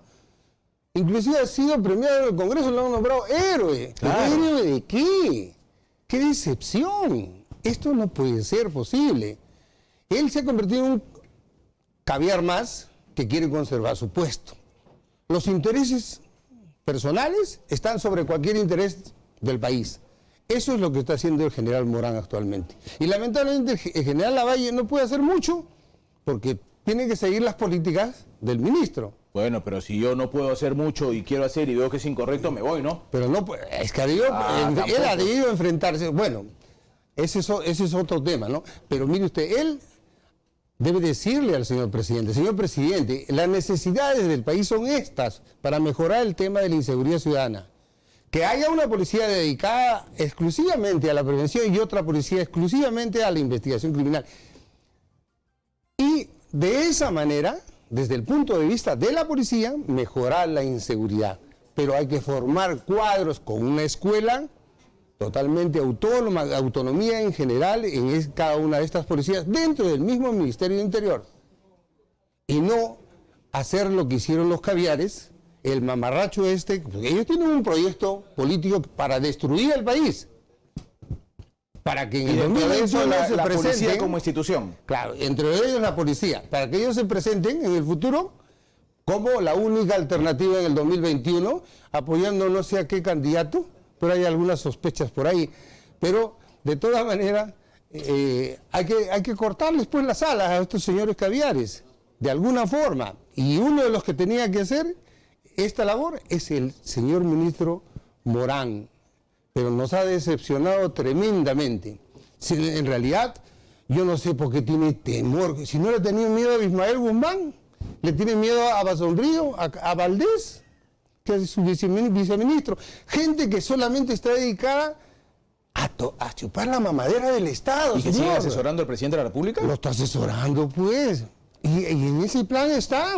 Mire usted, de vida, una tremenda mamadera, donde está el otro, Rubén Vargas. Rubén Vargas, el fundador de la DIVIAC, la desgracia esa de ese grupo, de este señor Colchado, que ni siquiera tuvo la valentía de ir y enfrentarse para ir personalmente y capturar a Alan García. No lo hizo. Un pesquisa, un detective que se precia de tal, jamás va a permitir que se suicide una persona con orden de captura. Hace una apreciación de la situación, hace un plan de operaciones y busca el momento más oportuno para poder neutralizar a esta persona y no pueda herirse ni herir a otras personas. Él ha estado armado. Aprovecho su conocimiento para tocar este tema, general, ¿Cómo no? porque hoy en la mañana hablamos con el general Colchado, con el coronel Colchado, y yo le hice las preguntas que considero tenía que hacerle, hicieran las preguntas de este tipo, pero el coronel me dice, señor Rocha, cuando mi institución me dé la autorización, yo hablo de este tema, porque yo tengo claro lo que ha pasado y lo que he hecho y lo que ha hecho mi equipo, porque DIVIAC fue la que actuó en ese caso. Así es. Ojalá que su institución lo autorice, y bienvenido el coronel Colchado aquí y a conversar de este tema para que todo quede claro, porque el ministro va a tener que ir a dar explicaciones al Congreso de la República. ¿Usted considera qué faltó ahí? Nosotros inclusive acá hicimos una especie de medición de tiempo al aire, ¿no?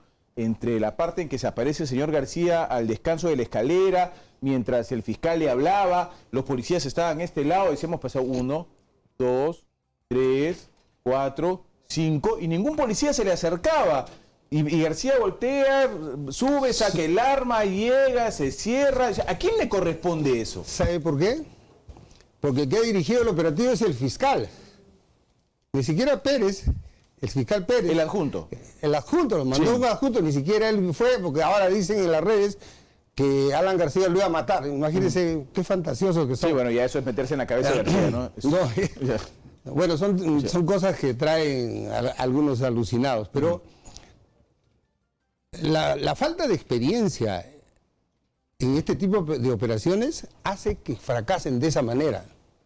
Acá hay una orden judicial para capturar a una persona y esa persona tiene que ser capturada neutralizándola y hay que buscar el mejor momento.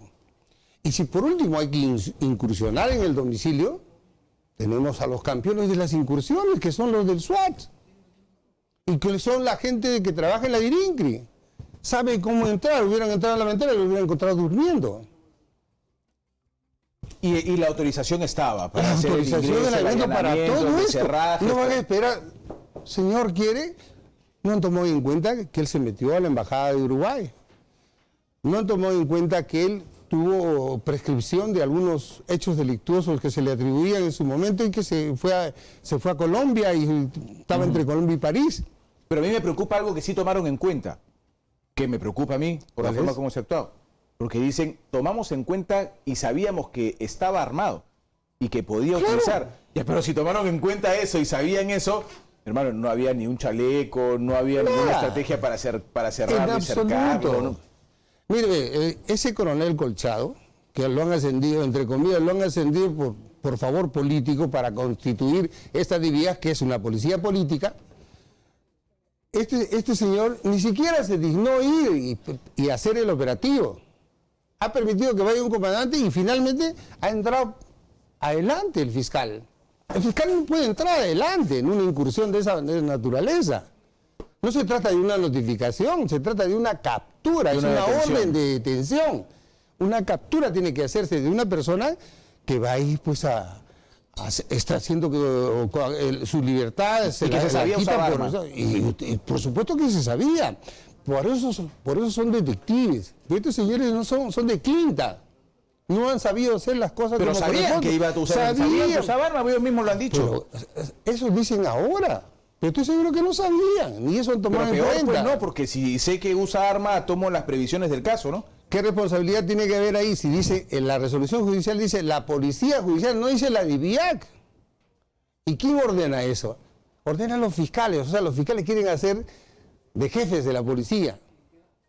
Están pidiendo el presupuesto, ustedes no saben cómo, en qué condiciones trabaja la IRINCRI, mañana, tarde y noche de amanecida sin dormir 2 o 3 días, y no piden ni siquiera un aumento de nada, y los fiscales porque trabajan y hacen algunos documentos en gabinete, están pidiendo, dando el grito al cielo. A quien deben darle la oportunidad es a la policía, le han dado mucho poder a los fiscales, y finalmente los fiscales no están respondiendo. Mire, son los que dirigen la investigación, pues. Dirigen la investigación código, ¿no? judicialmente, Sí. o sea, desde el punto de vista jurídico, pero no operativo. ¿Qué saben ellos de acciones detectivescas? No saben nada en absoluto. ¿Usted cree que Alan García, si hubiera querido, no hubiera disparado a las personas? Sí, claro. ¿Al fiscal? Sí. No lo ha hecho.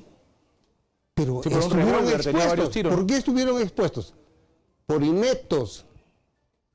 Porque no saben dónde están parados y actúan como policía política.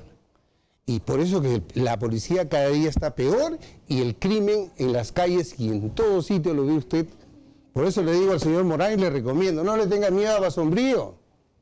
Usted es general, ya fue ministro, y si lo sacan del ministerio, pero hágale saber al presidente las necesidades que tiene la Policía Nacional de convertirse en 2 instituciones autónomas, una de investigación criminal y la otra de prevención, en bien de la colectividad, no en bien ni provecho de ningún político. Tengo que irme a corte, ¿Cómo no, general. señor? Regálame solamente 2 minutos del próximo bloque porque quiero hablar de un tema más con usted rapidito no? nada más y seguimos porque ya tengo mis otros invitados Encantado. también. Corte y regresamos.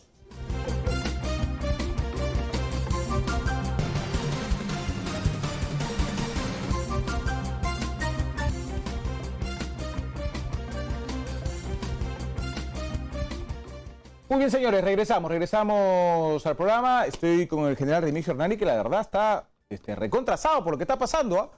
Yo escucho al general y lo escucho en medio de todo esto con una indignación por lo que viene sucediendo con la policía y en el ministerio. No me equivoco, general, ¿no? Lo veo De ninguna manera se equivoca usted.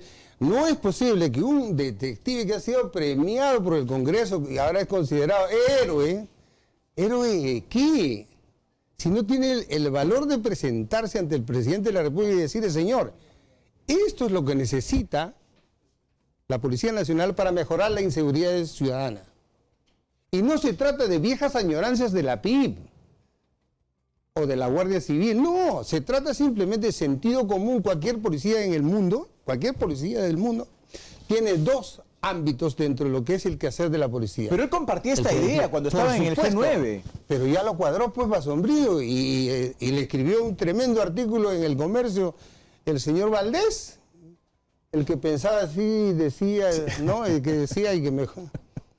Estos señores que fracasaron en el Ministerio Interior dijeron que iban a acabar los robos de los celulares, que con las recompensas de las capturas se acababan la gente. Imagínense, no se acababa nada, no nada en absoluto. No, eso fue un cuento, ¿no? Y creo que acá lo dijimos en su oportunidad. Por supuesto, tremendos cuentos de Basombrío, narrador de cuentos. Y del traidor, pues, de Gino Costa, que está en el Congreso. Traidor a mi persona. A mí me traicionó. Porque Me hizo trabajar en la campaña de PPK y finalmente lo puso a su cuñado Basombrío como ministro. Y ni siquiera tuve la oportunidad de trabajar en el tema de investigación criminal como habíamos quedado. Yo se lo digo, no tengo ningún temor. No es una a molestia decírselo. suya por no haber sido ministro. No, ministro no convenía hacer, porque el ministro puede salir por cualquier cosa, un tema como las bambas, eso se quema rápido el ministro. Había que presidir una comisión para formar cuadros, seleccionar personal y formar cuadros de investigación criminal que son necesarios. Se necesitaba 5.000. En el primer año y 5.000 en el segundo. ¿Y qué han hecho? Nada en absoluto. Es que el señor Basombrío está en su plan político de ¿Sigue llegar con a Basombrío en el Ministerio Interior? Por supuesto tiene poder, está ahí. Y el Ministerio de Justicia está Gino Costa metido ahí en todos los ministerios. El poder que tienen los caviares en este momento, porque se los da el presidente, es tremendo. Bueno, si el presidente va y visita a Pedro Pablo Kuczynski sabiendo que está... Qué vergüenza que el presidente como vaya a visitar a PPK y la vicepresidenta también. Y el premier, que es otro que puede ser candidato también en algún momento. O sea, esas cositas están siendo sembradas por los mismos caviares que dominan el panorama actual. Una última pregunta, ¿Cómo no? general, en medio de todo esto, porque hoy Juan Cheput hacía un comentario en las redes sociales, en su Twitter, y hablaba del tránsito pesado, ¿no es cierto?, del tránsito terrible que se originaba porque habían policías inclusive debajo de un semáforo que funcionaba y que no tenían criterio, y etcétera, etcétera. Conversaba yo con unos amigos de la policía, le decía, oye, esto es cierto, ¿no? Un policía no puede ponerse debajo de un semáforo que funciona, ¿no? O sea, deberían tener, bueno, no sé, pues una ubicación más estratégica y etcétera, ¿no? Me decía, Pepe, acá el fondo del tema es corrupción. Yo le decía, pero hermano, ¿de qué corrupción estamos hablando en el tema del tránsito? ¿Por qué es así? Hay corrupción hasta en los lugares donde se ubican los policías de tránsito. ¿Tanto así en general? Usted que ha estado a la interna, ¿eso es cierto? Hay mucha gente que está en la policía para lucrar. Y esa es la obligación del director y del inspector general de hacer la contrainteligencia necesaria para inspectorar esos malos elementos. No se puede generalizar. Yo no generalizo. La policía, la inmensa mayoría de los policías son gente honrada y trabajadora. A mí me han criticado aquí por defender al uniformado, porque aquí yo saludo y defiendo al policía que pone el pecho, pues, ¿no? Claro, la inmensa mayoría trabaja bien. Trabajan y en su franco siguen trabajando y se ganan el sustento con honradez y con dedicación. Pero hay algunos malos elementos que inspectoral. Eso no podemos negarlo. Hay algunos policías de tránsito que coimean, pues. Hay otros policías que coimean de otra manera. Hay que simplemente identificarlos. Para eso está la contrainteligencia. Y eso también es una labor que tiene que, una de las políticas que tiene que tener el ministro. Y estamos viendo pues todo lo contrario, ¿no? El otro día me contaron, yo estoy en plena investigación de eso, me contaron que hay unos paraderos claves donde se ponen combis, donde se ponen... Entonces, en esos lugares no son paraderos, ahí no debería haber nadie, pero va temprano uno, pasa la gorrita, qué vergüenza, ¿no?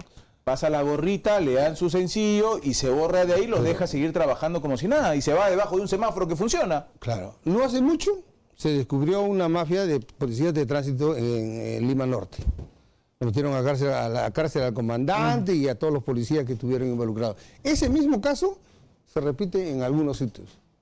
Para eso está contrainteligencia. Para eso está para detectarlos y inspectorarlos. Porque la policía no es una institución corrupta. Hay elementos corruptos dentro de la institución. Yo conozco oficiales muy buenos, ¿ah? De muy buen nivel, los conozco de cerca. Hay muchísimos oficiales muy buenos. Hay oficiales de muy buen nivel. Y más bien hay algunos generales que habría que investigarles sus signos exteriores de riqueza. También. ¿De dónde pues? Sí, también. Tienen tantas propiedades y tantas cosas. General, muchas gracias por estar con nosotros. Gracias. Ha sido muy amable. Buenos días. Gracias por habernos acompañado. El general Remigio Hernani nos ha acompañado esta mañana con nosotros. La verdad que ha dicho de todo el general hoy día. Ha dicho de todo el general hoy día. A ver cuál es la respuesta del otro lado de la moneda, ¿no? Frente a todo esto. Pero sacando chispa el general Hernani. Muy bien, vamos a entrar en un instante con el doctor Cecilio Zamora, es médico cardiólogo del Hospital 2 de Mayo. Y es que ha pasado nuevamente algo, cuidado con esto, hace algunos meses atrás nos preocupó mucho, por ejemplo, les cuento una anécdota nada más, ¿no es cierto? Antes de entrar con el doctor, un hermano mío, mi hermano mayor, Lucho, a quien quiero muchísimo además,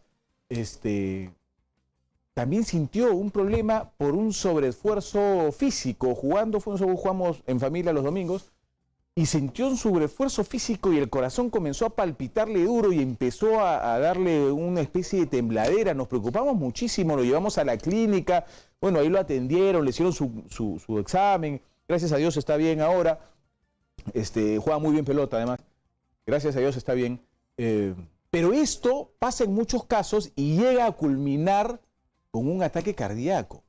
Y eso es grave porque hay un joven futbolista que ha fallecido por un paro cardíaco jugando pelota y bebiendo agua helada. Y ahora lo están relacionando. Yo le pregunto al doctor, bienvenido doctor, gracias por estar con nosotros. Es un placer para mí estar en Éxito.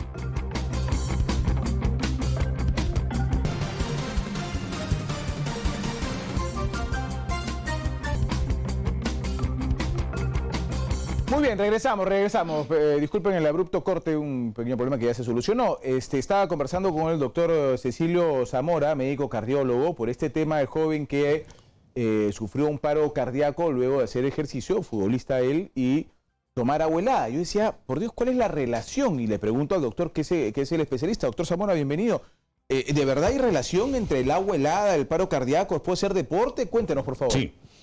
Normalmente el cuerpo humano funciona a una determinada temperatura. Y la temperatura normal en una persona es de 36, 36 y medio, 37. Y cuando uno tiene más arriba o más abajo, cuando tiene más arriba estamos con fiebre y cuando tiene un poquito más abajo estamos con una hipotermia, que digamos, ¿no?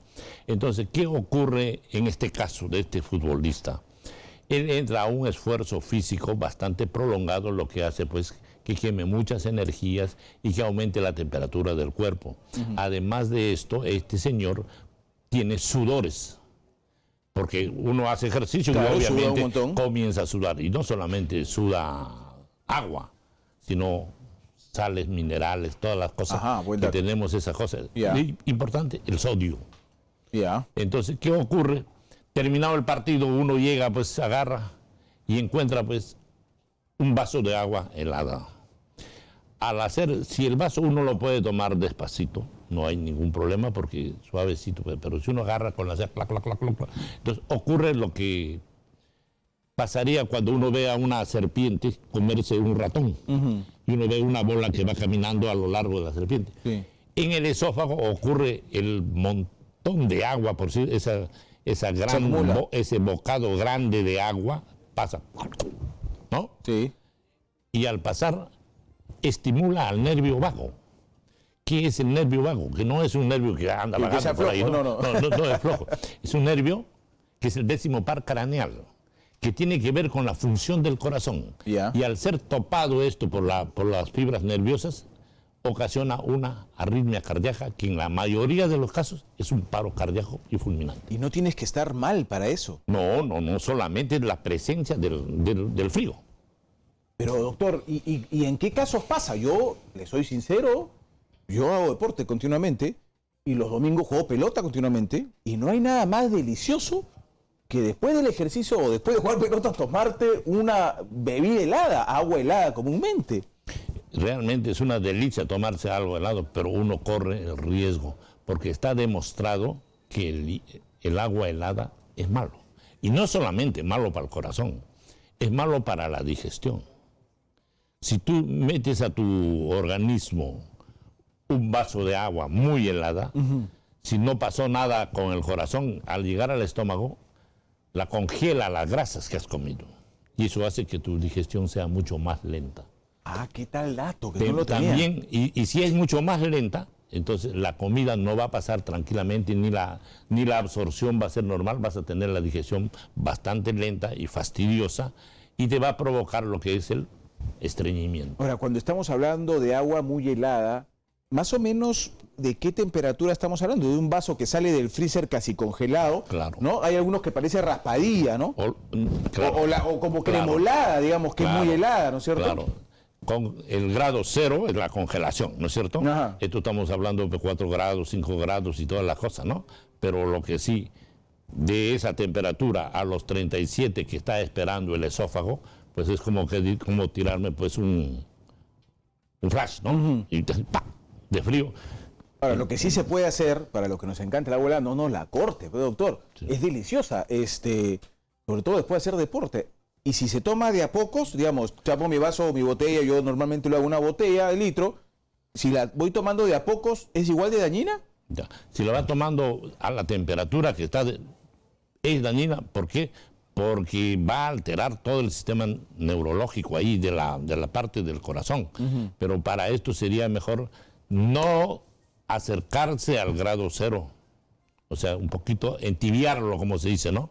Si no, no habría fábricas de hielo y todos toman bebidas con hielo, que es bastante rico, pero no todos. Entonces, principal recomendación, si no tomes agua helada y si haces deporte y estás con el cuerpo caliente, menos todavía. Peor, pero que uno puede tomar agua helada más o menos calibradita, una determinada cosa. Entonces, agua fría sí. Agua fría, digamos, sí. Agua bien fría puede ser, sí, helada no. Helada no. Por ejemplo, las raspadillas.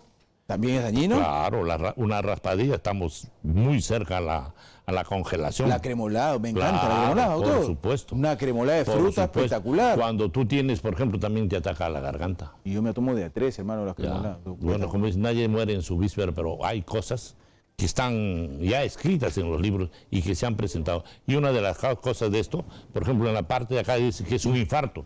Yo no diría que es un infarto. El infarto me tendría que decir a mí la necropsia. Claro. Aquí, en este caso, lo principal es la alteración, que es el paro cardíaco. Por decirte, hay unas personas que tienen palpitaciones. No sé si has escuchado de personas. Sí. Doctor, yo estoy tranquilo, pero de un momento a otro mi corazón se hace... Se acelera. Sí, se acelera y por gusto. Y me doblo la cabeza, me muevo por acá, me agarro por acá, me agarro por acá. Sí. ¿Y ellos por qué? Porque han escuchado. Hay una maniobra vagal que se usa en los casos de taquicardia paroxísticas, en la que el médico comprime acá y la frecuencia cardíaca que está así, la frecuencia vuelve. Regresa a la normalidad. A la normalidad. Entonces, muchas veces, muchas personas se han muerto con solo hacer esto, mire. Apretarse ¿El nudo de la corbata? El nudo de la corbata. Apretarse ahí. ¿Por qué? Porque han estimulado acá. Y la otra cosa, usted ha visto en algún momento que a una persona que entra en una cosa lo primero que le toca es... Sí, claro. Sí. Y ven los signos si está vivo, si está muerto. Entonces, hay pues infinidad de cosas que lamentablemente nosotros no podemos ver realmente cuál es la causa. Pero no nos olvidemos que en medicina no hay enfermedades, sino hay enfermos. Usted no es igual a mí, ni yo soy igual a los señores de acá. Cada uno tiene determinadas cosas que nos hacen diferentes, de diferente forma. El umbral auditivo, el umbral visual y todas las cosas, somos diferentes. Si todos seríamos iguales y si todos tendríamos las mismas enfermedades y la misma forma de curarnos, pues no habría la gama de medicinas. Sí, claro, sería todo automático, mecanizado, ¿no? Recetas estandarizadas para todo el mundo. Perfectamente, se curaría todo. Entonces, aquí en esta parte de estas cosas existe lo que se llama la personalidad de cada enfermedad. Nosotros llevamos dentro de nuestros genes lo que es la herencia de nuestros padres, el modo de vida. Un estudioso decía que gran parte de las enfermedades, incluso los cánceres, es modos de vida. Sí, claro, tiene razón. Las enfermedades hereditarias son realmente pocas. Ahora, nadie se hace, y hay que ser sinceros también en eso, nadie se hace un chequeo al corazón si no siente algo. Así. ¿No es cierto? Hay personas que inclusive se pueden hacer por ahí un análisis de sangre, y dicen, no, a ver cuánto tengo de grasa en la sangre, a ver si soy diabético o no. La diabetes ataca a muchas personas, pero nadie dice, me voy a hacer un electroencefalograma, me voy a hacer un electro al corazón, me voy a hacer... Muy poca gente. ¿Qué tan importante es? Pienso que eso se debe a nuestra cultura. En Estados Unidos y en Europa, por ejemplo, un papá lleva a sus hijos y dice, doctor, quiero que le haga un cateterismo cardíaco a mis 3 hijos porque quiero ver a quién voy a dejar la empresa. Así de sencillo, así de fría es la cosa. Así de fría. Y le dice, hágalo a Julito, porque Julito tiene las coronarias perfectas.